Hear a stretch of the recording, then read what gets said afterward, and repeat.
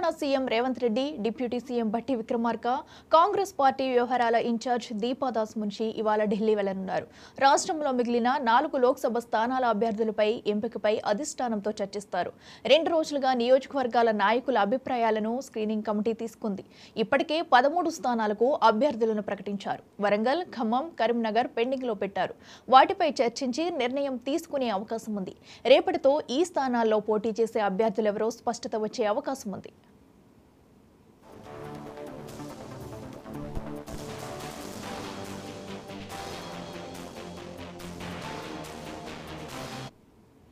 ఇదే అంశానికి సంబంధించి మరింత సమాచారం మా రీజనల్ కోఆర్డినేటర్ రాజ్ కుమార్ అందిస్తారు.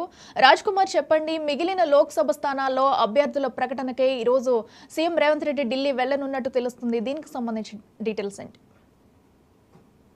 అఖిల, ఈ రోజు ఏదైతే లోక్సభ ఎన్నికల నేపథ్యంలో ఇప్పటికే దాదాపు తెలంగాణలో ఉన్నటువంటి 17 స్థానాలకు గాను 13 స్థానాలు కూడా ప్రకటించడం జరిగింది. మిగతా 4 స్థానాల కోసం కూడా, అంటే చివరిగా 4 స్థానాలు పెండింగ్ లో ఉంచడం జరిగింది. ఖమ్మం, కరీంనగర్, వరంగల్, హైదరాబాద్ స్థానాలు కూడా పెండింగ్ లో ఉంచడం జరిగింది. ఈ యొక్క స్థానాలు ఈ రోజు కమిటీతో చర్చించి కూడా ఫైనల్ చేసే అవకాశం ఉంది. రేపటిలోగా అభ్యర్థులు కూడా మిగతా 4 సీట్లు కూడా ప్రకటించే అవకాశం ఉంది. ఈ రోజు అంటే తెలంగాణ ముఖ్యమంత్రి రేవంత్ రెడ్డితో పాటు అదేవిధంగా deputy CM Bhatti Vikramarka, party వ్యవహారాల ఇన్ఛార్జ్ కూడా ముగ్గురు కూడా పార్టీ హైకమాండ్ తో కూడా చర్చించనున్నారు. ఖర్గేతో కూడా, అంటే ఎన్నికల కమిటీతో కూర్చొని కూడా ఈ 4 స్థానాలను కూడా, పెండింగ్ స్థానాలను కూడా ఈ రోజు రేపు ప్రకటించే అవకాశం ఉంది. ఈ రోజు ఫైనల్ చేసి రేపు ప్రకటిస్తారు.